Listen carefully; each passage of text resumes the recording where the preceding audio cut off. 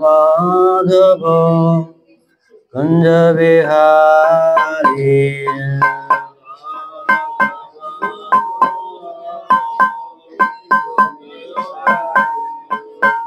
जय राधा माधव कुंज बिहारी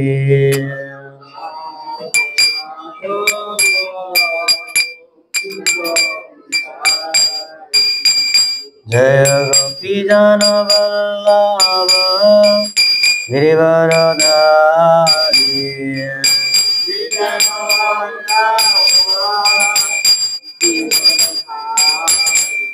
जय गोपी जन वल्लभ गिरिवरधारी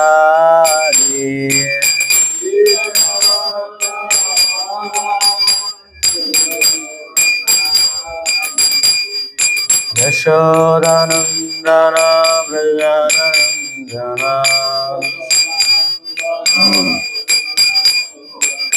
यशोदानंदन व्रजनंदन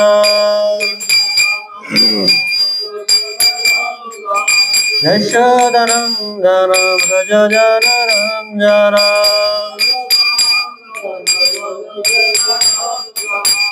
यमुना तेरा वनचारी यमुना तेरा वनचारी जय Radha Madhav Kunj Bihari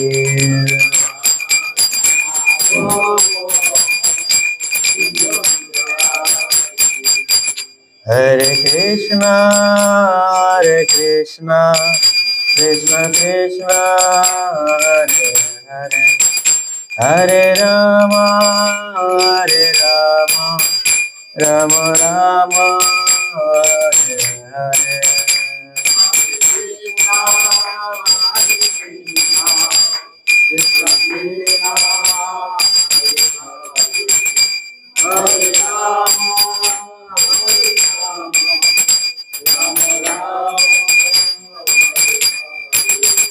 Hare Krishna,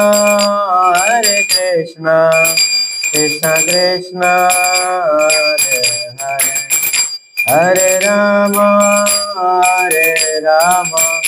Rama Rama, Hare Hare.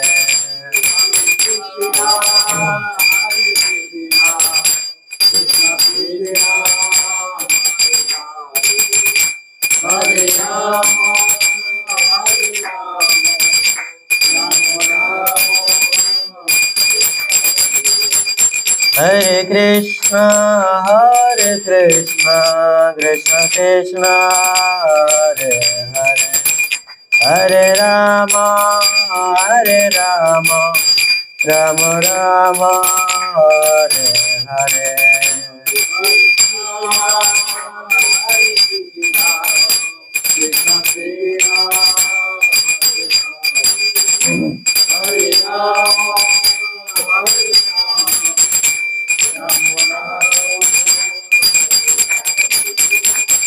Hare Krishna, Krishna Krishna, Hare Hare, Hare Ram, Ram Ram, Hare Hare.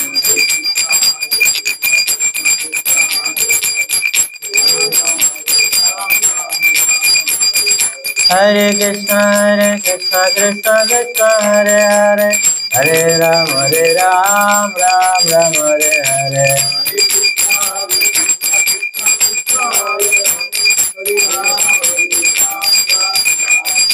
Hare Krishna, Krishna Krishna, Hare Hare, Hare Ram, Ram Ram, Hare Hare.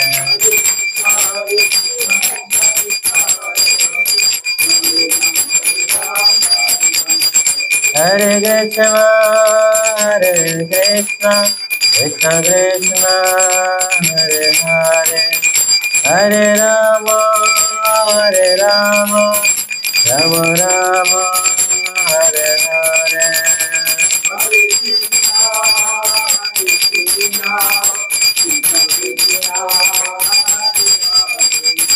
Jai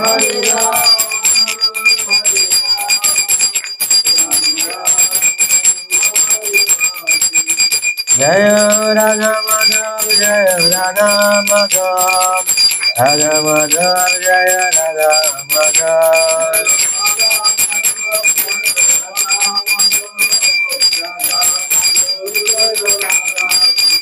Jai Gauranitai, Jai Gauranitai, Gauranitai, Jai Gauranitai.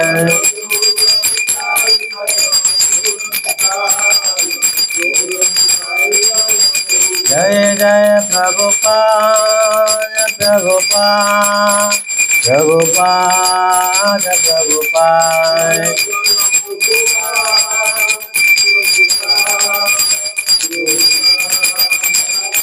Nitai Gara Hari Bol, Hari Bol, Hari Bol, Hari Bol.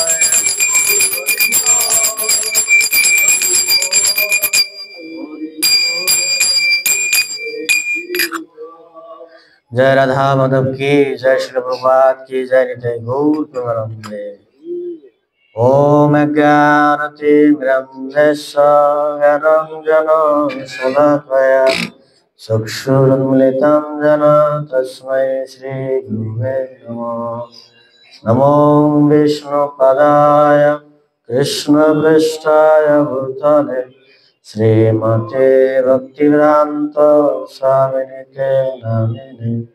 नमस्ते सरस्वती देवे गौरवाणी प्रचारिणे निर्विशेष शून्यवादी पश्चात्देशकारिणे वाञ्छाकल्पतरुभ्यश्च कृपा सिन्धुभ्येव च पतितानां पावनेभ्यो वैष्णवेभ्यो नमो नमः।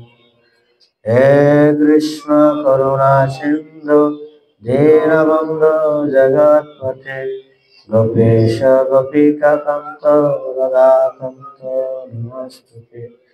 तप्तकाञ्चन गौराङ्गे राधे वृन्दावनेश्वरि विश्वभानुसुतदेवी प्रणमामि। नीलाचल निवासाय नित्याय परमात्मने बलभद्र सुभद्रां जगन्नाथाय नमो नमो महावदान्वय कृष्ण प्रेम प्रदायते कृष्णाय कृष्ण चैतन्य नाम्ने गौरतीशे नमो नमः। नमो ब्रह्मण देवाय गो ब्रह्मण हिताय च जगद्धिताय कृष्णाय गोविन्दाय नमो नमः। श्री चैतन्य मनोभीष्टं स्थापितं येन भूतले स्वयं रूपं कदा मह्यं ददाति स्वापदान्तिकम्। जय श्री कृष्ण चैतन्य प्रभु नित्यानंद श्री अद्वैत गदाधर श्रीवासादि गौरभक्तवृंद। हरे कृष्ण कृष्ण कृष्ण हरे हरे, हरे राम राम राम हरे हरे। ओम नमो भगवते वासुदेवाय। ओम नमो भगवते वासुदेवाय। ओम नमो भगवते वासुदेवाय।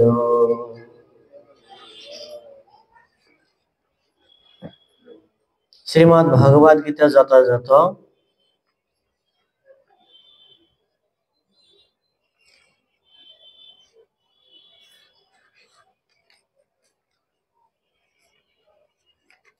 চতুর্থ অধ্যায় জ্ঞান যোগ শ্লোক নং 36। সকলে বলবেন অপি চেত অসি পাপেভ্য সর্বেভ্য পাপ কৃত্রিম সর্বাম জ্ঞান প্লাবন বৃজিতাম সন্তস্যে ঠিক আছে, শ্রবণ করুন। অপি চেদসি পাপেভ্যো সর্বং পাপকৃতত্বং জ্ঞানম জ্ঞানপ্লাবনে বৃজি সন্তস্যে। উক্ত শ্লোকের শব্দের অর্থ,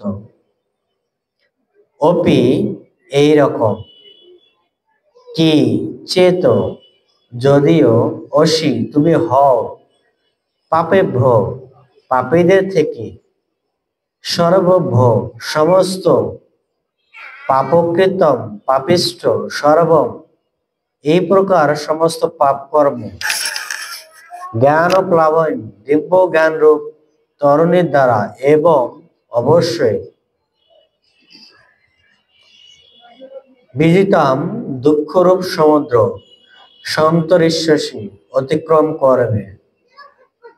অনুবাদ সকলে বলবেন, তুমি যদি সমস্ত পাপীদের থেকেও পাপিষ্ঠ বলে গণ্য হয়ে থাকো, তাহলে এই জ্ঞানরূপ তরণীতে আহরণ করো, তুমি দুঃখের সমুদ্র পার হতে পারবে।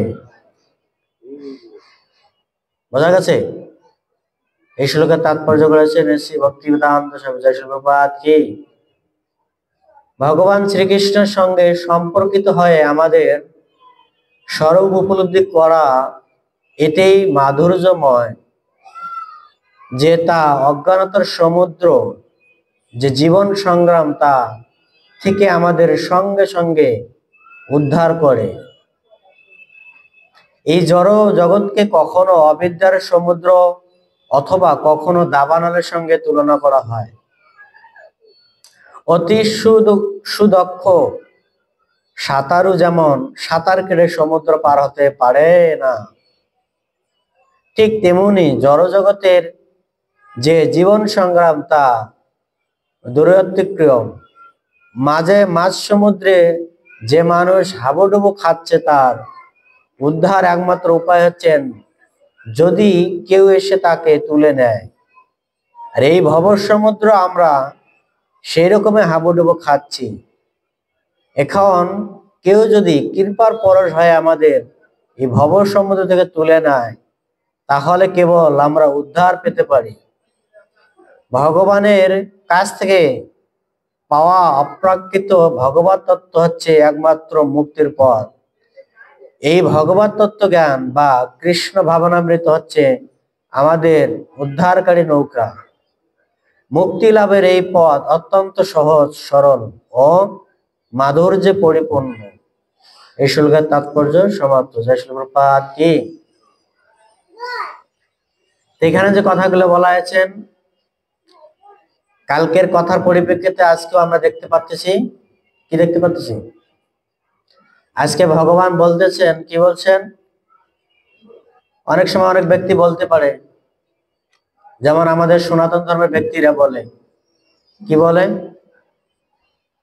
যে আমি তো পাপী ব্যক্তি, আমি গীতা স্পর্শ করব কি করে। অনেক যুক্তি দেয়। কত যুক্তি দেবে ধর্ম করার নামে? ধর্ম করবে না সেটা মূল বিষয়, কিন্তু যুক্তি দেবে কত হাজার। না আমি স্পর্শ করবো না, আমি এখনো গুরুর কাছ থেকে দীক্ষা নেই। যেমন পরশুদিন একজন, আমি পিণ্ডদান দিচ্ছি, তো বলতেছে প্রভু আমি তো এখন দীক্ষা নেই, আমি কি হরিনাম করতে পারবো? আমাকে বলতেছে, আমি কাছে যে আপনার দীক্ষা লাগবে না, আপনার বাপের উদ্দেশ্যে আপনি হরিনাম করেন, আপনার দীক্ষা লাগবে না। হ্যাঁ, আমাদের সনাতন ধর্মের ব্যক্তিরা কত অজুহাত দেয়, আমি দীক্ষা নেই নাই। হরিনাম করতে মহাপ্রভু দীক্ষা নিতে বলছে? কোন জায়গায় বলছে যে তুমি গুরু না দিলে তুমি হরিনাম করতে পারবে না? ভগবান কৃষ্ণ কোন জায়গায় বলছে? তাহলে আমরা কেন এই অজুহাত দেই? হ্যাঁ, বাঁচার জন্য দেয়, সব ফাঁকি দেওয়ার জন্য, একদম সোজা কথা, ফাঁকি দেওয়ার জন্য। ঠিক আছে, এই হচ্ছে আমাদের সনাতন ধর্মের ব্যক্তিদের অধপতিতের মূল কারণ। বলছে এই জগতের মানুষ যেখানে লজ্জা পাওয়ার দরকার নাই, সেখানে কি লজ্জা পাওয়ার দরকার, সেখানে লজ্জা পায় না, আর যেটা লজ্জা পাওয়ার দরকার নাই সেটাতে লজ্জা পায়। কিরকম? যে জগতের মানুষ দেখবেন জগতে যত খারাপ কর্ম আছে সেটাতে লজ্জা নেই, কিন্তু হরিনাম যখন গাইতে যাবে তখন কত লজ্জা, ওরে বাপ, মনে আছে যে নতুন বউ, কথা বলতেও ভয় পায়। ঠিক আছে? আর হরিনাম করতে যে একটু যদি মালা নিতে বলেন তাহলে হাত মনে আছে যে কত মান বোঝা নিচ্ছে, এরকম মনে হয়। ঠিক আছে? তো এখানে বলছেন যে কি বলছেন, অর্জুন অর্জুন হয়তো প্রশ্ন করতে পারে। কি প্রশ্ন করতে পারে? অর্জুনের যুক্তি দেখিয়েছেন যে আমি তো পাপী ব্যক্তি, আমি কি করে ভগবদ গীতা পড়তে পারি? ভগবান বলছেন যে তুমি যদি মনে করো যে এই জগতের সবচেয়ে নিকৃষ্ট পাপী তুমি, তাহলে সমস্যা নেই। তাহলে কি বলতে বলছেন, তুমি জ্ঞান রূপী তররি বোঝেন তো, নৌকা, এই তরতিতে তুমি আহ্বান করো, অর্থাৎ চড়ে বসো, তাহলে তুমি সমস্ত পাপ থেকে মুক্ত হবে। যদি তুমি জ্ঞানে না লাভ করো তাহলে তুমি পাপ থেকে মুক্ত হবে কি করে? আমরা পাপ থেকে মুক্ত হওয়ার জন্য তো অনেক কিছু করি কিনা, কিন্তু জানতে তো হবে কিভাবে পাপ থেকে মুক্ত হতে হবে। যদি নাই জানলাম কি করে পাপ থেকে মুক্ত হব? আমি যদি সেই জ্ঞান সম্বন্ধে অবগতই না হলাম তাহলে আমি কি করে পাপ থেকে মুক্ত হব? কি হতে পারবো না। এখানে বলছেন তার থেকে পাপিষ্ঠ বললে গণ্য হয়ে থাকে, তাহলে এই জ্ঞান রূপ তরণীতে আহরণ করো এবং সমস্ত দুঃখের সমুদ্র থেকে পার হতে পারো। আমরা এই যে দুঃখ পাই, কেন দুঃখ পাই? আমরা এজন্যই দুঃখ পাই যেহেতু আমাদের জ্ঞান নেই। কি জ্ঞান নেই? ভগবান এই জগৎ সৃষ্টি করেছেন, এই জগৎ সৃষ্টি করে ভগবান কি নাম দিয়েছেন? যেমন আপনি বিশাল মার্কেটে যাবেন, এক একটা মার্কেটের এক একটা দোকানের এক একটা নাম আছে, আছে কি না? ভগবান যখন এই জগৎ সৃষ্টি করেছেন ভগবানও নাম দিয়েছেন। কি নাম দিয়েছেন? কি নাম দিয়েছেন এই জগতে? হ্যাঁ, দুঃখালয় অশাশ্বতম। এই জগৎ হচ্ছে কি? দুঃখের আলয়। যেখানে ভগবান নিজেই এই জগৎ সৃষ্টি করেছেন, তিনি বলতেছেন দুঃখের আলয়, তা আপনি কি করে সুখের আশা করেন? আপনি কি করে সুখের আশা করতে পারেন? যিনি এই জগৎ সৃষ্টি করেছেন সেই তো বললো, সার্টিফিকেট দিয়ে দিল যে বাবা তুমি এখানে দুঃখে থাকবে, তুমি সুখের আশা কি করো? তো সুখের আশা তো তোমার সম্ভব হয় না, তো তুমি যে আশা কি করো সম্ভব? তো ভগবান ডাইরেক্ট বলে দিয়েছেন এরা দুঃখালয় অশাশ্বতম। ততএব এখানে ভগবান বলছেন যদি তুমি জ্ঞান রূপী তরণীতে আহরণ করো তাহলে তুমি ভব সমুদ্র দুঃখ থেকে পার হতে পারবে। আসলে তাই, যখন আপনি জ্ঞান অর্জন করবেন তখন আপনার দুঃখটা পার হতে পারবেন। আসলে কেমনে আপনি জ্ঞান মাধ্যমে পার হতে পারবেন? যখন আপনি জ্ঞান অর্জন করবেন তখন আপনার এই জগতে কোনো কিছু কারো কোনো বস্তুর প্রতি আসক্তি থাকবে না। আর যখন কোনো বস্তুর প্রতি আপনার আসক্তি না থাকবে তখন আপনার কি দুঃখ থাকবে? আমাদের দুঃখের মূল কারণ কি? আমাদের দুঃখের মূল কারণ হচ্ছে আসক্তি। কার প্রতি? একটা ছেলে একটা মেয়ের দেহের প্রতি, একটা মেয়ে আর একটা মোবাইলের প্রতি, এভরিথিং তো। আর না হলে একটা ছেলে একটা বাইক যদি ভালো পায়, বাইকের প্রতি তার মোহ হয়, একটু বাইকে একটা আঘাত পেলে সে কষ্ট পাচ্ছে। দুঃখ পাওয়ার মূল কারণ কি? আমাদের মোহ। কালকে যেমন বলা হয়েছে, মোহর কথা কেন বলা হয়েছে কালকে? যেহেতু আমরা মায়ার বশে আছি এই জন্য আমাদের মোহ হচ্ছে। আর যদি মায়ার বশে না থাকি তাহলে তো আমাদের মোহই নাই। এই জগতে আমরা যা কিছু করতে সব মায়ার বশে আর মোহর বশে করতেছি, আর মোহর বশে করে তো আমাদের দুঃখটা পাচ্ছি। সাধারণ উদাহরণ, যেমন আপনি একটা মালঞ্চ গাড়িতে গেলেন গুলিস্তান, ড্রাইভার গাড়ি চালাচ্ছে, গাড়িতে একদম আর একটা বাস এসে আঘাত করলো, আপনার কি দুঃখ হবে? কি দুঃখ হবে? কেমনে হবে? লাগাই দিল তো, গাড়ি তো আপনার না, কিসের দুঃখ হতে পারে? সেটা তো গাড়ি তো আপনার না। তাহলে আবার কি দুঃখটা কে পাবে? গাড়ির মালিক। গাড়ি কি আপনার? হ্যাঁ, সেম। যেহেতু এই দেহের মালিক কে? ভগবান। তা আপনি কি করে দুঃখ এখানে সুখ আশা করেন? আমাদের গাড়ির মালিক হচ্ছে আমাদের দেহটা, যদি ভগবান হয় তো ভগবান চালাচ্ছেন। আপনি তো ইঞ্জিন খালি যেদিকে ঘুরেছেন সেদিকে ঘুরতেছে, ঠিক কি না? তো গাড়ি ঘুরতেছে, যেদিক পাচ্ছে সেদিক ঘুরতেছে। অ্যাক্সিডেন্ট হলে কে দুঃখ পাবে? যে চালাচ্ছে সে অ্যাক্সিডেন্ট দুঃখ পাচ্ছে নাকি? না যে বসে থাকবে সে দুঃখ পাবে? হ্যাঁ, তাহলে উভয় দুঃখ পাবে, একজন না উভয় দুঃখ পাবে। অ্যাক্সিডেন্ট হলে আপনি দুঃখ পাবেন, কি দুঃখ পাবেন? আমার হাত পা ভেঙে গেছে, মেডিকেল যেতে হবে। আর ড্রাইভার কি করবে? ড্রাইভার বাঁচা ধরে লাফ দিয়ে পালিয়ে যাবে। গাড়ি তাহলে মালিক এবং প্যাসেঞ্জার দুভাই দুঃখ পাচ্ছে, পাইলো কিনা? তাহলে প্রশ্ন হতে পারে, তাহলে সেই ড্রাইভারকে কিভাবে বাঁচলো? যে বুদ্ধিমান ড্রাইভার সে কিভাবে বাঁচলো? সে জানে যে গাড়ি অ্যাক্সিডেন্ট হবে, ও আগে থেকে প্রস্তুত হয়ে গেছে, ওখান থেকে লাফ দিয়ে গেছে, ও গাড়ি যেদিকে যায় যাক। কারণ ড্রাইভার জানে যে গাড়ি আমার না, তো গাড়ি পরে গাড়ি আছে মালিকের, আমার এত ইয়া কি পারো কি? হ্যাঁ, এখানে আমার দুঃখ পাওয়ার কোনো অপশনে নেই। এই জন্য বলছে যে আমাদের ভগবান এই দেহটাকে আমাদের ইঞ্জিনের সঙ্গে তুলনা করছেন। ভগবদ গীতা একটা শ্লোক আছে, মায়া রুরু যন্ত্র। বলছে এই দেহটাকে হচ্ছে ইঞ্জিন, আপনি এই ইঞ্জিনকে যা দেবেন তাই হজম করবে। কিন্তু এক সময় এই ইঞ্জিন আস্তে আস্তে ডাউন হয়ে যাবে। নতুন গাড়ি যেমন 1 বছর 2 বছর বা 5 বছর ভালো চলে, গাড়ি যখন পুরাতন হয় তখন ভালো চলে, কোনো না কোনো একটা সমস্যা শুরু হয়ে যাচ্ছে, নয় তেল সমস্যা, নয় মোবিলের সমস্যা, নয় গিয়ারের সমস্যা। তো ঠিক সেরকম আমাদের একটা টাইম দিয়েছেন। আমাদের টাইম যখন আমাদের কত, ওখানে 5 বছর আর এখানে আছে 50 বছর। 50 বছর আমরা ভালো খেতে পারি, ভালো ঘুরতে পারি। যখন 50 পার হয় তখন কি হয়? আস্তে আস্তে সব ইঞ্জিন ডাউন হয়ে যাচ্ছে। কি ডাউন হয়ে যাচ্ছে? আপনি ভালো খেতে পারবেন না, পেটে ক্ষুধা নাই, গ্যাস্ট্রিকের সমস্যা, আলসারের সমস্যা, হাঁটতে সমস্যা, মাথায় সমস্যা, তাহলে সবকিছু সমস্যা শুরু হচ্ছে। তা আমাদের মনে রাখতে হবে, আমাদের এটা হচ্ছে দুঃখ। ভগবান যেহেতু এই জগৎ সৃষ্টি করেছেন, তিনি বলছেন দুঃখালয় অশাশ্বতম। যেখানে ভগবান এই জগৎ সৃষ্টি করে, তিনি বলছেন এর জগৎ হচ্ছে দুঃখের আলয়। সেখানে আমরা সুখের আশা কল্পনা করা বৃথা।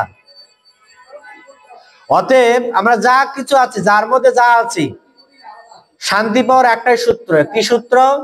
ঈশ উপনিষদে সেই সূত্রটা বলা হয়েছে। কি সূত্র? যৎকিঞ্চিৎ জগতম ত্যারম তে।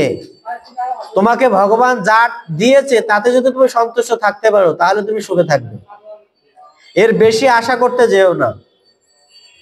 ভগবান ঈশ উপনিষদে এই কথাটা একদম প্রথমে বলছেন, যৎকিঞ্চিৎ জগতম, তোমাকে আমি যা দিয়েছি তাতে তুমি সন্তুষ্ট থাকো, তাহলে তুমি সুখে বাস করতে পারবে, সুখে কি করতে পারবে? আনন্দে সংসার করতে পারবে। কিন্তু যখনই তুমি বেশি চাইতে যাবে তখনই তোমার দুঃখ তোমাকে ভোগ করতে হবে। যেমন সাধারণ উদাহরণ, একটা মেয়ে যখন তার নাক ফুল দিতে যায় নাকে, তো তাকে যন্ত্রণা ভোগ করতে হয় কিনা? কে মাথা জিরে ভোগ করতে হয়?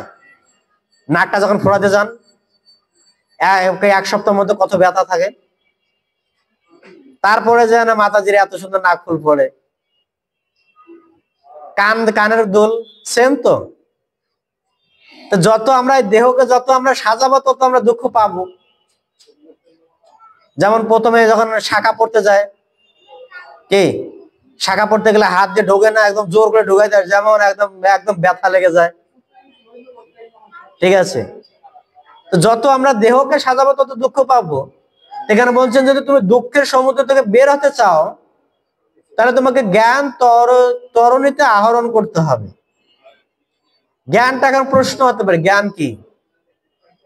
ভগবদ গীতায় এটা 4র্থ অধ্যায় বলছেন, শ্রদ্ধাবান লভতে জ্ঞানম তৎপর সংযম ইন্দ্রিয়ম জ্ঞানম লব্ধ শান্তিয়দি গচ্ছেতিতে। যদি তুমি জ্ঞান লাভ করতে চাও, শ্রদ্ধাবান লভতে জ্ঞানম তৎপর সংযয় ইন্দ্রিয়ম, আপনার শ্রদ্ধা থাকতে হবে, লভতে জ্ঞানম, তারপরে জ্ঞানের স্তরে আসতে হবে, তারপরে কি আপনার ইন্দ্রিয়কে সংযত করতে হবে, তাহলে শান্তি অধিক গচ্ছতিতে, তাহলে আপনি শান্তি পাবেন, না হলে শান্তি পাবেন না। শান্তি পাওয়ার একটাই সূত্র, আপনার ইন্দ্রিয়কে সংযত করতে হবে। কলিযুগের মানুষ আমরা ইন্দ্রিয় কি জানি না, ইন্দ্রিয় জানি। ইন্দ্রিয় কি? ইন্দ্রিয় কি বলেন? আমাদের মধ্যে কয়টা ইন্দ্রিয় আছে জানেন? আমাদের মধ্যে 15টা ইন্দ্রিয় আছে। কয়টা ইন্দ্রিয় আছে? 15টা। এই যে 5টা আছে কর্ম ইন্দ্রিয়, 5টা জ্ঞান ইন্দ্রিয়, আর 5টা আছে, আর 5টা আছে কি? 5টা না, মোট হচ্ছে দেহের মধ্যে 24টা তত্ত্ব আছে, ঠিক আছে। তার মধ্যে হচ্ছে 5টা কর্ম ইন্দ্রিয়, 5টা জ্ঞান ইন্দ্রিয়, ঠিক আছে। আর হচ্ছে মন বুদ্ধি অহংকার, আর হচ্ছে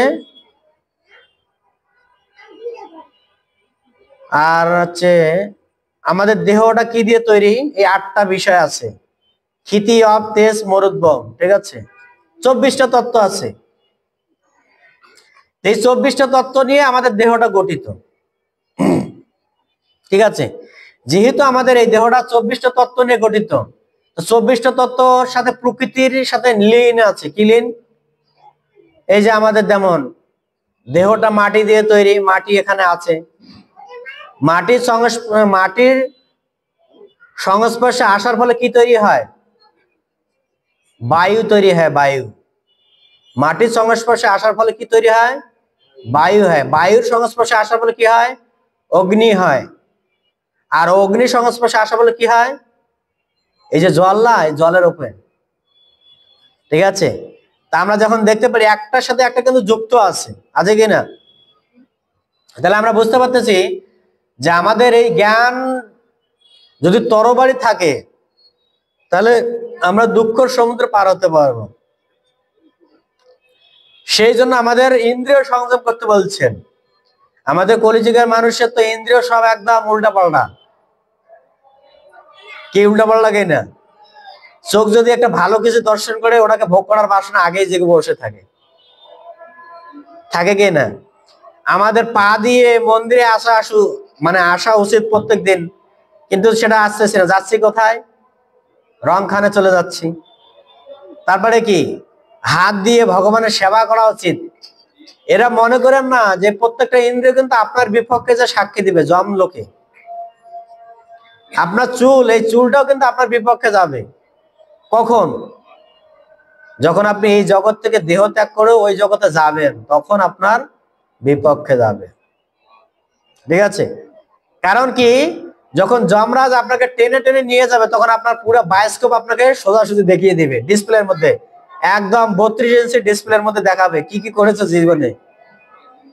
মানে যাতায়াতের পথে পথে তোমাকে দেখাই নিয়ে যাবে যে দেখো তোমার জীবনে তুমি কি করেছো, আরো কত কিছু করেছো, ঠিক আছে। এই শো আপনাকে দেখাবে আর নিয়ে যাবে। আর নিয়ে যা কি করবে?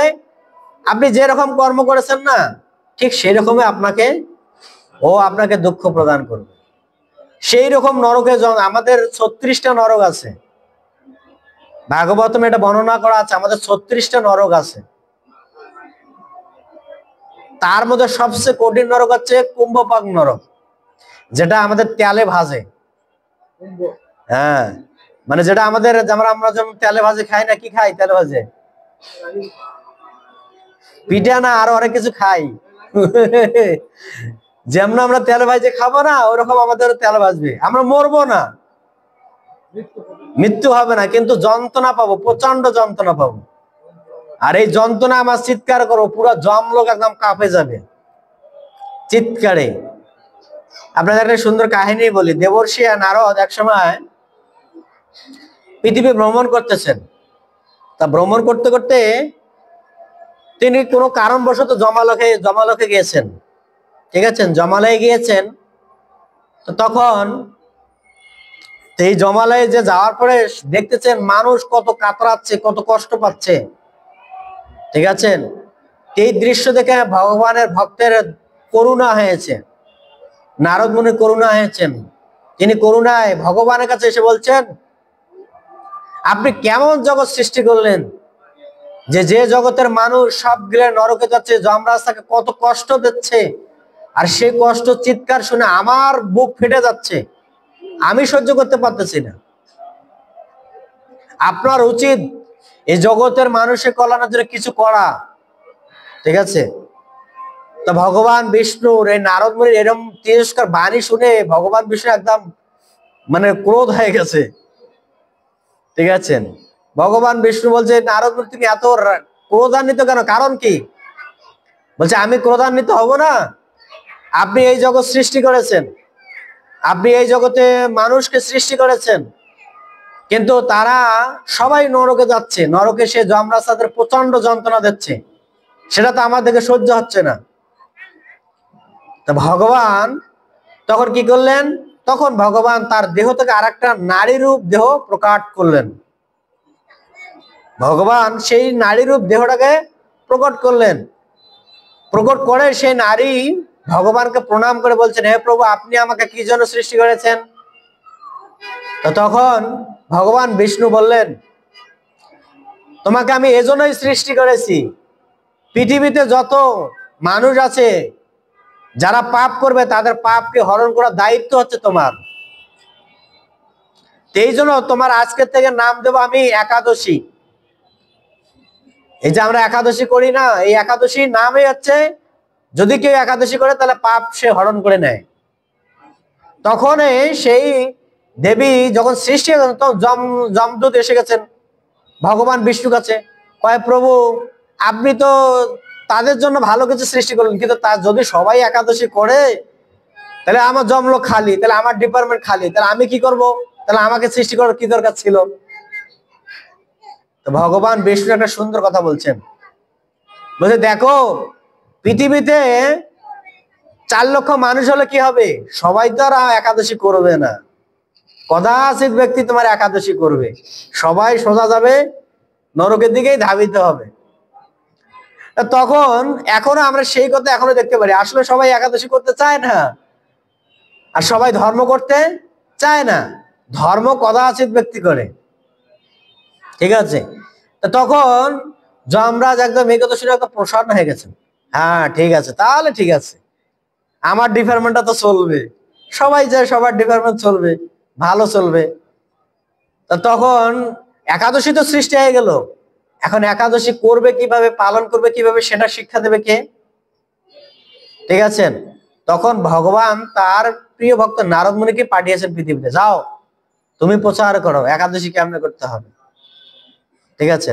আমরা দেখতে পারি প্রত্যেকটা একাদশীর মধ্যে নারদ এবং যুধিষ্ঠির মহারাজ কথা হয়, আর ভগবান কৃষ্ণ অ্যান্সার দেন। কেন?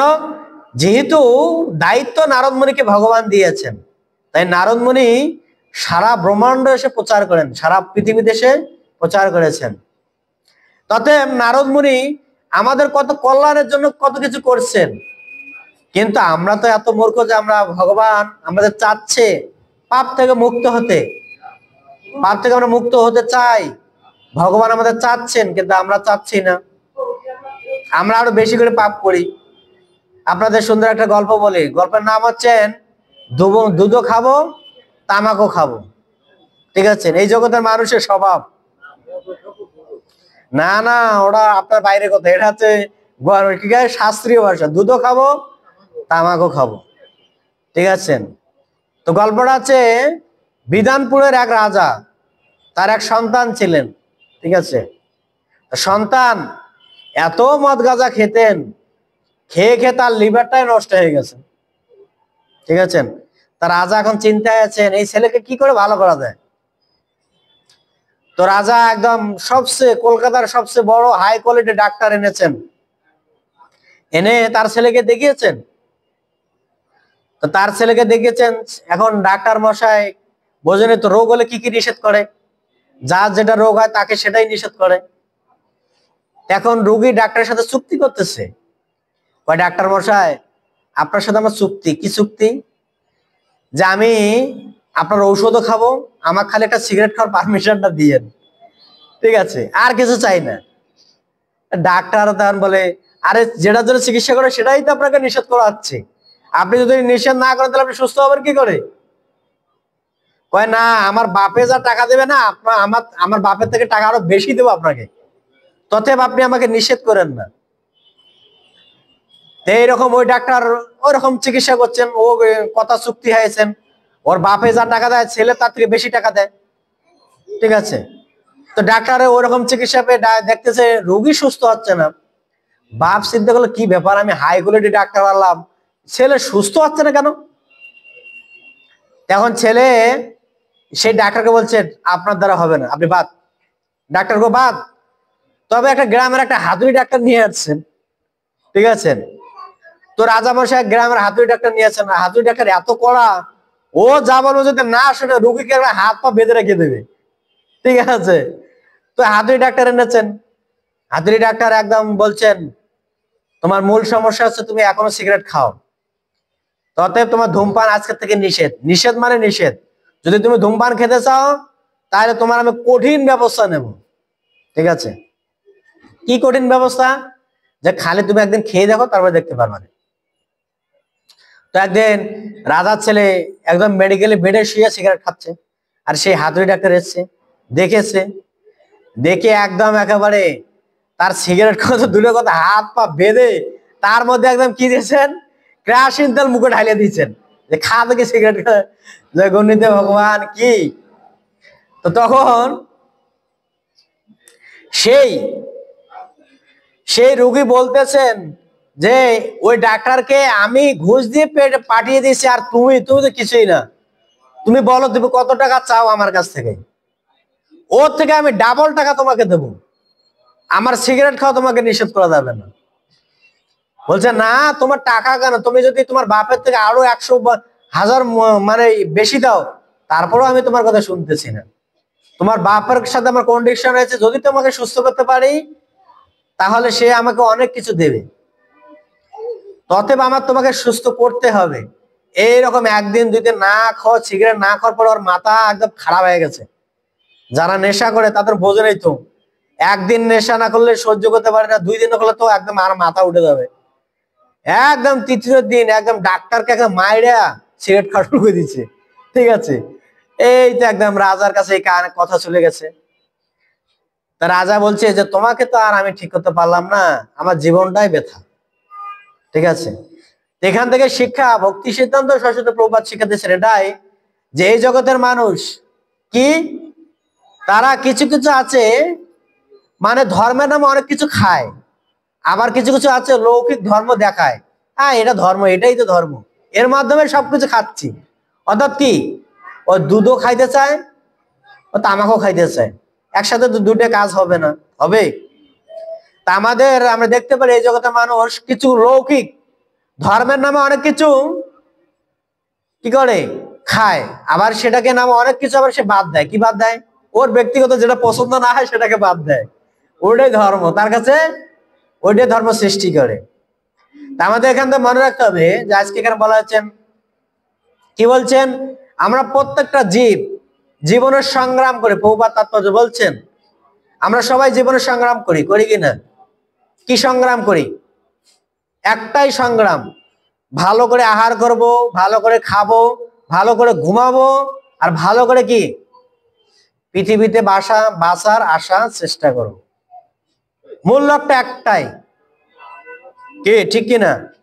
প্রভুপাদের ক্লাসে আপনারা যদি আপনারা হিন্দি বোঝেন, হিন্দি যদি বোঝেন আপনারা ইউটিউবে সার্চ দেবেন প্রভুপাদের অডিও ক্লাস, ওখানে প্রভুপাদ কিভাবে যে দিল্লিবাসীদেরকে এত গালিগালাজ করছে, মানে প্রভুপাদ হিন্দিতে এত গালিগালাজ করছে, যেরা হচ্ছে ভারতবর্ষ হচ্ছে, এরা হচ্ছে মূর্খের গন্ড, মূর্খের দল, যেটাতে সুখ পাওয়ার বিষয় সেটাতে পরিত্যাগ করে, যেটাতে সুখ পাবে না সেটাতে তারা আসক্তি হয়, ঠিক আছে। এই জন্য আমাদের জীবনের সংগ্রাম মূল কারণ হচ্ছে কি? অবিদ্যা। এখানে প্রভুপাদ বলছেন এই জগতের আমরা সবাই অবিদ্যা নিয়ে বাস করি কিনা?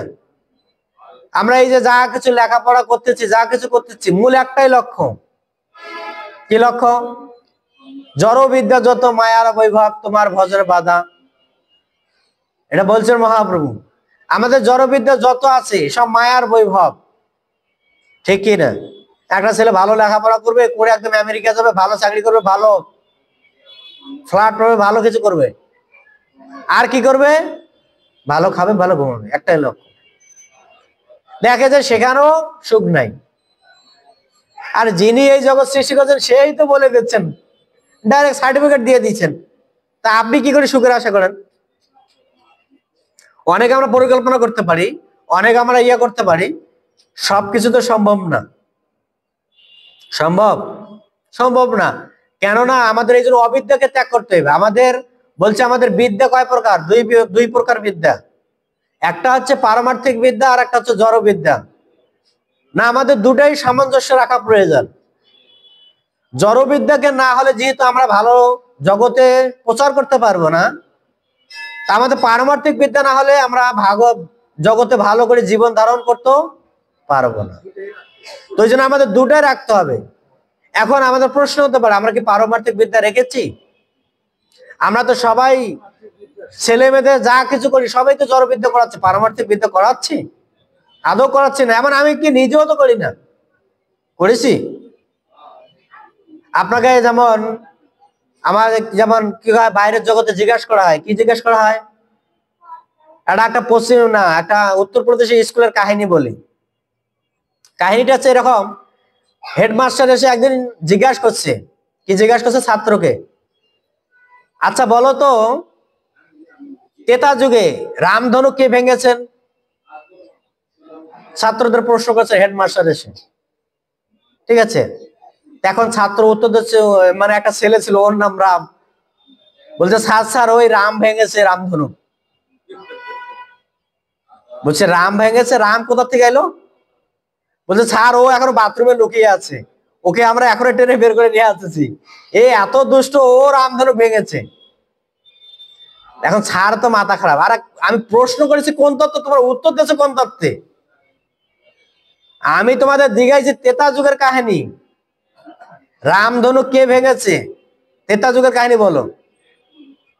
ওই ছাত্ররা একই কথা বলতেছে, না স্যার ওই রাম দুষ্ট ছেলেটাই ভেঙেছে, ও বাথরুমে লুকিয়ে আছে, এই ভয়ে লুকিয়ে আছে। আর বলছে আর আমি ওই তত্ত্বে জিজ্ঞাসা করিনি, আমি এই তত্ত্বে জিজ্ঞাসা করেছি, রামধনু কে ভেঙেছে বলো। এই টিচার যখন উত্তর না পায় তখন সব টিচারদের ডাকছে, তোমরা কি লেখাপড়া করাচ্ছ, এই ছাত্রদের কি শেখাচ্ছ তোমরা? এগুলা কোন প্রশ্নের কোথায় কি উত্তর দিতে এখনো জানেই না। আমি তো বাংলায় বলতেছি, ওরা হিন্দিতে বলতেছে, ঠিক আছে? তোমরা কি শেখাচ্ছ স্কুলে? এখন বলছে স্যার আমরা আর কি করবো, ওই ছেলেটা এত দুষ্টের কারণে আমরা নিজেরাই লেখাপড়া করতে করতে ক্লান্ত হয়ে গেছি, ওকে আর কি শেখাবো, ঠিক আছে?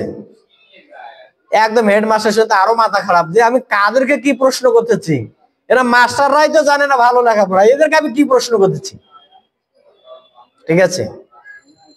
এই তো একদম হেডমাস্টার মাথা খারাপ হয়ে গেছে, সোজা একদম গেছেন কোথায়? স্কুলের একদম মানে একদম হাই কমিশনারি অথরিটির কাছে গেছেন। বলছে স্যার আমার স্কুলে এই যে কিছু গদ্ধ মাস্টার আছে, এদেরকে চেঞ্জ করতে হবে স্যার, এরা ধর্মতত্ত্ব তো কিছু জানেই না, আর এরা যে কি শেখাচ্ছে ছাত্রদের আমি নিজেও বুঝতে পারি না স্যার। তো ওখান থেকে অনেকে আমি কমেন্টে লিখছি ইংলিশে, বলছে যেমন শিক্ষক তেমন মাস্টার, আর তেমন গাধা স্টুডেন্ট, তো মিলেছে ভালো, ঠিক আছে? তা আমাদের এই জগৎটা কি, আমরা এই জগতে যা কিছু দেখছি যেমন মাস্টার তেমন শিক্ষক, ঠিক আছে? কাকে কি প্রশ্ন করতেছি? আর আমরা এখন দেখতে পারি যে ধর্ম তো করা দূরের কথা, ধর্ম তো জানেই না, ধর্ম কি জানবে, কি শিখাবে ধর্ম? এই জন্য আমাদের মনে রাখতে হবে আমাদের দুই বিদ্যা, পারমার্থিক বিদ্যা এবং জড় বিদ্যা, দুটাই সামঞ্জস্য প্রয়োজন। যদি সামঞ্জস্য প্রয়োজন না হয় তাহলে সে ব্যক্তি কি ভালো জীবন যাপন করতে পারবে না, আর দ্বিতীয়ত সে ভালো মানুষ হতে পারবে না। কেননা এটা আমার কথা না, ভগবদ গীতা একটা শ্লোক আছে, কি শ্লোক আছে? ধর্মহীনা কি হয়? পশু সমান। ভগবান এটা বলছেন কিনা যে যে ব্যক্তি ধর্ম করবে সে তো পশু। আপনারা আবার আমার কথা মাইন্ড নিয়ে না, কেন পশু? এর কারণ এটা বলাই আছে, যদি মানুষ তার বিবেক সম্বন্ধে, বিবেক বুদ্ধি সম্বন্ধে তার জ্ঞান হিতাহিত প্রকাশ না হয়, এটা জড়বিদ্যায় হবে? পারমার্থিক বিদ্যায় জ্ঞানটা প্রকাশিত হবে। কোন জ্ঞান প্রকাশিত হবে? দিব্য জ্ঞান হৃদয়ে প্রকাশিত। কোন জ্ঞানের মাধ্যমে? এখানে বলছেন পারমার্থিক জ্ঞান, মানে অর্থাৎ জ্ঞান রূপী তরণীতে আহরণ করতে হবে। যখন আপনি পারমার্থিক বিদ্যা আহরণ করতে যাবেন, তখন আপনাকে কি করতে হবে? ভগবান তত্ত্ব জ্ঞান তো জানতে হবে। যদি না জানেন তাহলে আপনি কি করে এই জড়বিদ্যা থেকে কাটাবেন বা এই বিদ্যাকে পরিত্যাগ করতে পারবেন? এই জন্য আমাদের পারমার্থিক বিদ্যাটা অত্যন্ত প্রয়োজন। যদি পারমার্থিক বিদ্যা আমরা জীবনে প্রয়োগ না করতে পারি তাহলে আমাদের জীবনটা ব্যথা, কারণ সেটা সম্ভব না। বরঞ্চ সেটা কি হবে? আমার জন্য জড়বিদ্যা আমার জন্য কি হবে? কাল হয়ে দাঁড়াবে। আপনার একটা বাস্তব উদাহরণ দেই। বাস্তব উদাহরণ এরকম, একজন ব্যক্তির 3টি ছেলে মেয়ে। শোনেন, 3 ছেলে মেয়ে, একটা হচ্ছে ম্যাজিস্ট্রেট, 2টা হচ্ছে উকিল। তো তারা এত কোটিপতি, বাবাও কোটিপতি, তারা এত বুদ্ধি খাটিয়েছেন, ছলে বলে কোনো মতে বাবার সম্পত্তি স্থাবর যা আছে সব লিখে নিয়েছেন। ঠিক আছে, লিখে নিয়ে বাবাকে একদম সোজা কোথায় দিয়েছেন? একদম রাস্তার মধ্যে মাঝখানে ফেলে রেখে এসছেন। ঠিক আছে, এখন এক সাংবাদিক যে প্রশ্ন করছেন, আচ্ছা আপনি এখানে রাস্তায় বসে ভিক্ষা করতেছেন কেন? বলছে এটা আমার কর্মফল। কি কর্মফল? বলছে আমি ছেলেকে, 2 ছেলে 3 ছেলেকে ভালো লেখাপড়া করিয়েছি, বাট আমি তাকে কোনো ধর্মজ্ঞান দেইনি। আজকে ধর্মজ্ঞান না থাকার কারণে সে আমাকে সর্বস্ব হরণ করে সবকিছু লিখে নিয়ে আমাকে সে আজকে রাস্তার মধ্যে ফেলে রেখে গিয়েছে। তো তখন সেই নিউজ টিভি, সেই নিউজ চ্যানেল বলতেছেন যে ছেলে কত নরপশু হলে এই কাজটা করতে পারে। তা আমরা দেখতে পারি আসলে তাই। ধর্ম যদি আমরা না করাই, না শেখাই, তার আচরণ তো পশুর সমান হবে। যেমন আমি কালকে উদাহরণ দিয়েছিলাম, কি দিয়েছিলাম? কালকে উদাহরণ কি দিয়েছিলাম? বলেছিলাম না একটা কলকাতার কাহিনী, একটা ছেলেকে খাওয়া অবস্থায় কি করে মারতে পারে। একটা ছেলে, ছোট ছেলে খাচ্ছে, তার এত রাগ হয়েছে, কান্না করেছে, রাগ হয়েছে না, সেখান থেকে সে গলা ধরে উচ্চারণ করে মানুষ তাকে এমন ভাবে আচার মূল্য, সে ছেলেটা ওখানে ডেড বডি। কি করে সম্ভব? পশুরাও তো এত নির্দয় হয় না, হয় যেটা মানুষ হচ্ছে। এখন তো আরো সরকার সার্টিফিকেট দিয়ে দিচ্ছে। যেমন আমি কালকে একটা নিউজ দেখলাম, সেটা হচ্ছে আমেরিকান গভর্নমেন্ট বলতেছেন যে এখন মাতৃগর্ভরা তাদের জঠরের মধ্যে তাদের সন্তানকে হত্যা করতে পারে, একদম খোলা ছুট পারমিশন দিয়ে দিচ্ছেন। তো প্রভুপাদ তাৎপর্য বলছেন এই যে জঘন্যতম পাপ করতেছে, এই পাপের কারণে কলিযুগের মানুষ আরো নিকৃষ্টতম নরকে যন্ত্রণা ভোগ করবে।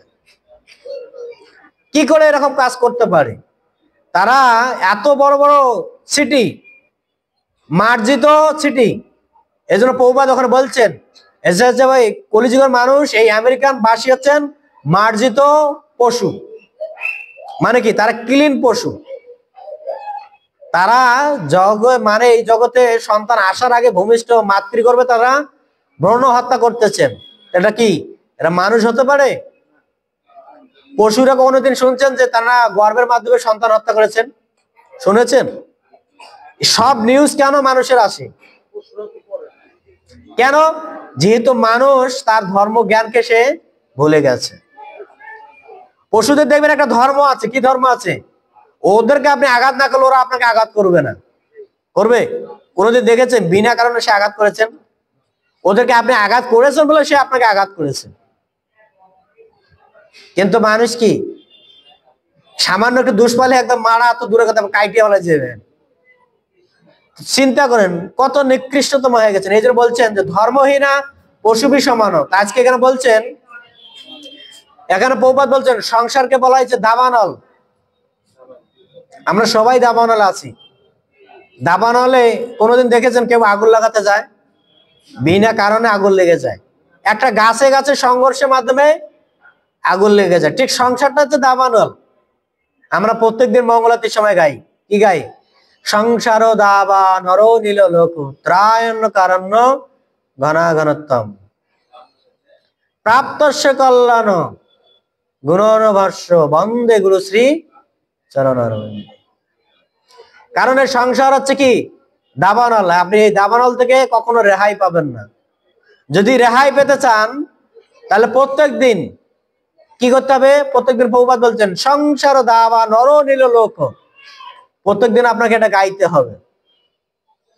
যদি এখান থেকে ত্রাণ পেতে চান, ত্রাণয় কারণ্য ঘনাঘনত্তম প্রাপ্তস্য কল্যাণ গুণানবশ্য, আপনাকে গুরুদেবের বন্দনা করতে হবে। বন্দে গুরু শ্রী চরণারবিন্দ।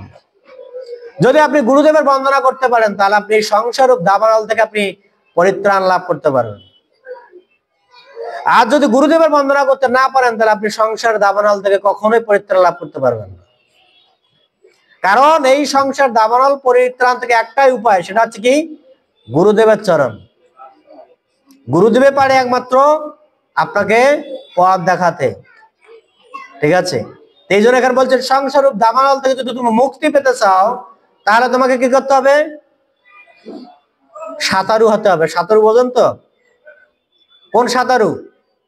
আমরা জলে সাঁতার কাটি না, সেই রকম সাঁতারু হতে হবে। কঠিন সাঁতারু হতে হবে, নর্মাল সাঁতারু হলে হবে না। যদি নর্মাল সাঁতারু হন তাহলে ভব সমুদ্রে পড়লে আর উঠতে পারবেন না, সাঁতার কাটতে পারবেন না। হ্যাঁ, সমুদ্র পার হতে হবে, সেই রকম সাঁতারু হতে হবে। তা সেই রকম সাঁতারু আপনি কিভাবে হতে পারবেন? যদি আপনি প্রভুপাদের, এখানে বলছে লাস্টে, যদি আপনি প্রভুপাদের নৌকায় উঠতে পারেন। প্রভুপাদের নৌকা কি? প্রভুপাদকে আলাদা নৌকা দিয়েছেন? একটাই নৌকা দিয়েছেন। কি নৌকা দিয়েছেন? হরে কৃষ্ণা কৃষ্ণ কৃষ্ণ হরে হরে, হরে রাম রাম রাম হরে হরে। এই নৌকার মধ্যে যদি আপনি উঠতে পারেন তাহলে আপনার এই ভবসাগর আপনি পার হতে পারবেন। যদি আপনি এই নৌকা না উঠতে পারেন তাহলে আপনি ভবসাগরে হাবুডুবু খেয়ে ওখানে মরবেন। আর ওখান থেকে আপনাকে কোথায় যাবেন? সোজা একদম নিচতলে যাবেন। কোথায়? নরলোকে চলে যাবেন। এই জন্য আমাদের কি করতে হবে? এই নৌকায় চড়তে হবে। আর এই নৌকা চড়ার একমাত্র কান্ডারি কে? এই নৌকার একমাত্র কান্ডারি কে? গুরুদেব। নৌকায় আপনি নৌকা দেখলেন, উঠে গেলেন, নৌকার কান্ডারিকে জিজ্ঞেস করলেন না, তাহলে সেই নৌকা কি আপনাকে নেবে? নেবে না। তাকে জিজ্ঞাসা করতে হবে। কি জিজ্ঞাসা করতে হবে?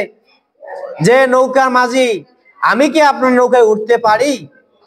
যদি সে পারমিশন দেয় তাহলে উঠতে পারবে, না হলে উঠতে পারবে না। সে কি পারমিশন দেবে? তার কিছু বিধি নিয়ম আছে। আপনাদের একটা রামচন্দ্রের কাহিনী বলি। রামচন্দ্রের কাহিনী, ভগবান রামচন্দ্র যখন বনে ভ্রমণ করতেছেন সেই সময় রামচন্দ্র সীতা এবং লক্ষ্মণকে নিয়ে নদী পার হবেন। ঠিক আছে? তো ওই নদী পার হবেন, তো ওই নদীর মধ্যে এক যেটাকে বলা হয় কি বেদ না কি নাম ওই ব্যক্তিটার? কি? মাধব। মাধব না, ওদের একটা বংশ আছে, কি বংশ যেন বলে? মাধব, মাধব পাটরি। আচ্ছা, ঠিক আছে। তো ওর কন্ট্রাক্ট ছিল। তো যখন কন্ট্রাক্ট ছিল, কি কন্ট্রাক্ট? যে ওই দিন ভগবান রামচন্দ্র নৌকা পার হবেন, ওই দিন সমস্ত নৌকাদের কন্ট্রাক্ট দিয়েছেন, আজকে তোমরা কেউ নদীর মধ্যে নৌকা নিয়ে বসে থাকবা না, তোমরা সবাই ঘরে চলে যাও, আমি একাই নৌকা নিয়ে বসে থাকবো মাঝখানে, নদীর মাঝখানে। তা ভগবান রামচন্দ্র কি করেছে? নৌকায় উঠতে গেছে, মানে নৌকাকে ডাকতেছেন যে মাঝি ভাই এদিকে আসো। তা মাঝি ভাই এসছেন, বলছে তোমার নৌকায় আমি উঠতে চাই এবং এই নদী তুমি আমাকে পার করে দেবে। তা সেই মাঝি দেখেন ভগবানের চরণের জল কিভাবে নিতে হয়, কি ছলনা করতেছেন। বলছে দেখেন আপনি তো সারা পৃথিবী ভ্রমণ করে এসেছেন, এই নদীর ধারে এই নদী পার হবেন, তো আপনার পায়ে যতগুলো ধুলি আছে, এই ধুলি যদি আমার নৌকার মধ্যে ওঠে তাহলে আমার নৌকা ডেবে যাবে। তো আমি চাই আপনার এই পাদ ধৌত করে, আমি পাদ ধৌত করে আপনার পাকে ক্লিয়ার করে তারপরে আমার নৌকায় উঠতে দেব, তার আগে দেব না। ঠিক আছে? হ্যাঁ, ধুলা যাতে না যায়, ধুলা গেলে আমার নৌকা ডেবে যাবে। তখন ভগবান রামচন্দ্র বলছে, এ আবার কোন যুক্তি দেখাচ্ছ তুমি? আমি তো জানি ধুলা হালকা জিনিস, সে তার ওইটা কি ঢুকতে পারে? কয় প্রভু, আপনার নামের যে এত পাওয়ার, আর আপনার চরণ ধুলিতে আরো বেশি পাওয়ার। আপনি সীতাকে আনার জন্য যদি আপনি একটা পাথরের নাম লেখা, সেই পাথর ভেসে থাকে জলের মধ্যে, আপনার ধুলার তো কোনো কথাই নেই প্রভু। তো সেই নৌকা মাঝি বলছেন, আপনি যদি পা ধৌত করতে দেন তাহলে নৌকা ওঠাবো, না হলে নৌকা ওড়াইতে দেব না। তো এইদিকে লক্ষণ তো অল্পতেই চেতে যায়। তো লক্ষণ তো একদম একদম ক্রোধান্বিত হয়ে গেছেন। রাম করছে, শান্ত শান্ত। বড় ভাই ছোট ভাই তো ক্রোধান্বিত হতেই পারে, কারণ উল্টা পাল্টা প্রশ্ন। ঠিক আছে, বলছে ঠিক আছে যাও, আমি পাদ ধৌত করে তোমার নৌকায় উঠবো। ঠিক আছে, তো তাই মাঝি এত খুশি হয়ে গেছেন। মাঝি কি করেছেন, নৌকাতে সোজা বাড়িতে গিয়েছেন। বাড়িতে যা তার স্ত্রী পুত্র যা আছে সবাইকে ডেকে নিয়ে আসছেন। ঠিক আছে, এসে ভগবান রামচন্দ্রের পাদ ধৌত করেছেন। শুধু তার একার না, কিন্তু মাতা সীতা, লক্ষণ ভাইয়ের সবার পাদ ধৌত করে জল পান করে সেই জল ঘরের মধ্যে থুয়ে দিয়েছেন। তারপর এসে যখন ভগবান রামচন্দ্র উঠতে যাবেন, কয়েছে প্রভু দাঁড়ান, যদি আপনি উঠতে চান তাহলে আমার ঘাড়ের উপরে পা দিয়ে উঠতে হবে আপনাকে। কারণ এই পা এখন যদি আপনি মাটিতে ফেলেন তাহলে আবার ধুলা লাগবে, আবার ধুলা লাগলে কি হবে, আবার পা ধৌত করতে হবে, এটা অনেক ভেজাল না? ততএব আপনি আমার ঘাড়ে পা দিয়ে আপনি নৌকাতে ওঠেন। তা রামচন্দ্র বলছে, দেখো ভাই, আমাকে এত ইয়া করো না, আমি তো আমার যা আছে সবাই তোমাকে দিয়ে দিলাম। বলছে, না প্রভু, আপনি যদি নৌকায় উঠতে চান আমি যেটা বলেছি সেটা আপনাকে শুনতে হবে। এখন এই লক্ষণ তো বলছে, বাস, আর যদি তুমি একটা শব্দ করো তাহলে আমি এই ধনুক তীর দিয়ে তোমাকে আমি মেরে ফেলবো। তা রামচন্দ্র তো বলছে, না না না, এই কথা বলা যাবে না। কারণ রামচন্দ্র হচ্ছে শান্ত, আর লক্ষণ হচ্ছে ক্রোধান্বিত ব্যক্তি। লক্ষণ হচ্ছে কার অবতার? বলরামের অবতার। আর বলরাম কি, বলরাম সবসময় ক্রোধ থাকে, ওর বেশি ক্রোধ। কারণ ভগবানকে যদি কেউ উল্টা পাল্টা প্রশ্ন করে, ওর আগে ফায়ারা থাকে। কারণ তার প্রভুকে কেউ উল্টা পাল্টা প্রশ্ন করলে ভগবান বলরাম সহ্য হয় না। ঠিক আছে, এরকম রামচন্দ্র বলছে, ঠিক আছে চলো, তোমার কথা রাজি। সে নৌকায়, মাঝি নৌকায় উঠেছেন, ভগবান সীতা, মাতা, লক্ষণ ভাই সব উঠেছেন।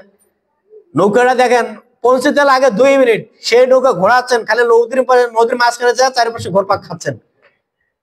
রামচন্দ্র বলছে, কি ব্যাপার, তুমি আমাদের পৌঁছে দিচ্ছ না কেন?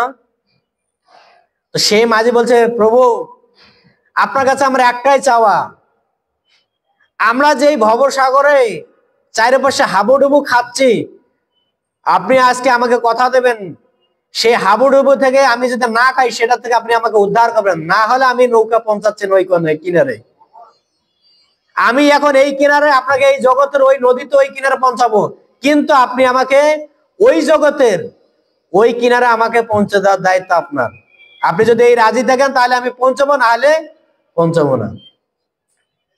রামচন্দ্র বলছে, ঠিক আছে, তুমি চিন্তা করো না, আমি তো তোমাকে তুমি আমাকে এই জগতের নদী পার করো, আর আমি তোমাকে ওই জগতের নদী পার করে দেব। তখন এই শর্তে তাকে নদী পার করে নেন। বলছে, আমি যখন লঙ্কা বিজয় করে আসব তখন পুনরায় তোমার নৌকায় আমি আবার উঠবো, তুমি সেটা মনে রেখো। তো ওই ব্যক্তি কি করেছেন দেখেন, তার প্রভুর প্রতি কি ভক্তি। ওই ব্যক্তি নৌকা নিয়ে সে নৌকাটাকে কি করেছেন, একদম তার সিংহাসনে রেখে দিয়েছেন। ওই নৌকাতে তাকে আর কাউকে উঠতে দেন নেই। কেন? ওই নৌকাকে সে জানে এটা আমার প্রভুর চরণে স্পর্শ পেয়েছি, আমার প্রভুকে এখানে বসাইছি, অতএব আমি যদি এই নৌকাতে কাউকে বসাই তাহলে আমার প্রভুকে অপমান করা হবে। তো এই মাঝি কি করেছেন, সেই নৌকাতে ডেইলি পূজা অর্চনা করেন। এই দৃশ্য ভগবান রামচন্দ্র যখন লঙ্কা বিজয় করেছেন তখন তার গৃহে গিয়েছিলেন, তখন এই দৃশ্য দেখে ভগবান কান্না করে দিয়েছেন। এমনকি ভগবান সেখানে বলছেন, তুমি এই জগৎ কেন, তুমি যদি আমার কাছে আর কিছু বর চাও তুমি চাইতে পারো, আমি তোমাকে দিতে প্রস্তুত। কারণ ভগবান তার ভক্তের প্রতি, তার ভক্তিতে এত প্রসন্ন হয়েছে রামচন্দ্র, দেখে অবাক। আমরা দেখতে পারি সেই ব্যক্তিকে স্বধামে সরাসরি তাকে ভগবান তার ধামে নিয়ে গেছেন। তা আমরা দেখতে পারি যে আমরা নৌকা যদি উঠতে চাই তাহলে আমাদের পারমিশন লাগবে। কার পারমিশন? গুরুদেবের পারমিশন লাগবে। গুরুদেব আমাদের কি পারমিশন দেবেন? নৌকা ওঠার পারমিশন দেবেন। আর গুরুদেব কিছু শর্ত দেবেন। শর্ত তো আছে। কি শর্ত আছে? সদ্গুরুর শর্ত আছে কি? ভগবানের সেবা করতে হবে, ভগবানের নাম করতে হবে, ভগবানের কথা শ্রবণ করতে হবে, ভগবান প্রসাদ আস্বাদন করতে হবে, তাহলে গুরুদেব আপনাকে ভব নদী পার করার ক্ষমতা রেখে দেবেন। তা আমাদের আজকের শিক্ষা সেটাই, যদি কেউ কৃষ্ণ ভাবনা অমৃত নৌকায় পদার্পণ করতে পারে তাহলে তার এই ভবসাগর অচিরে পার হবে। কারণ ভক্তিবিনোদ ঠাকুর গেয়েছেন, এ ভব সাগর হবে বালুচার, হাটিয়া হইবে পার। যদি আপনি হরিনামের নৌকায় ওঠান এই ভবসাগর বালুচর হয়ে যাবে, আপনি তখন হেঁটে হেঁটে পার হয়ে যাবেন, কোনো সন্দেহ নেই। আজকাল আপনাকে বিশ্বাস সহকারে আপনাকে হরিনাম করতে হবে, না ভগবান নামের মধ্যে আছেন, ভগবান নামের মাধ্যমে আমাকে এই জগৎ থেকে উদ্ধার করে নিয়ে যাবেন। সেটাই হচ্ছে আজকের মূল শিক্ষা। যদি আপনারা সকলেই প্রভুপাদের নৌকা চড়েন তাহলে আপনাদের জীবন সার্থক। আর মহাপ্রভু চায় সেই নৌকা আপনারা সকলেই আহরণ করেন, হরিনামের নৌকা আপনারা চড়েন, যাতে ভগবান আপনাদের সেই নৌকায় একবারে তার ধামে প্রত্যাবর্তন করতে পারে। তো এটাই হচ্ছে আজকে শিক্ষা। আমাদের জ্ঞানরূপী তরণীতে আহরণ করে আমাদের দুঃখ দুর্দশা থেকে আমরা মুক্ত হতে পারবো, না হলে পারবো না। হরে কৃষ্ণ। এখানে আজকে আলোচনা আমার সমাপ্ত। কার কোন প্রশ্ন আছে? প্রশ্ন আছে? নেই? ঠিক আছে, আমরা সকলেই দুই হাত তুলে ভগবানের নাম করবো এবং আমাদের সুস্বাস্থ্যর কামনা করবো। সকলে আমরা বলবো, জয় শ্রীকৃষ্ণ চৈতন্য প্রভু নিত্যানন্দ, শ্রী অদ্বৈত গদাধর শিবাসাদি গৌর ভক্ত বৃন্দ, হরে কৃষ্ণ কৃষ্ণ কৃষ্ণ হরে হরে, হরে রাম রাম রাম হরে হরে। जय श्रीमद् भगवद गीता की, जय श्रील प्रभुपाद की, जय अनंत गुरु वैष्णव वृंद की, जय जय निताय गौर प्रेमानंदे।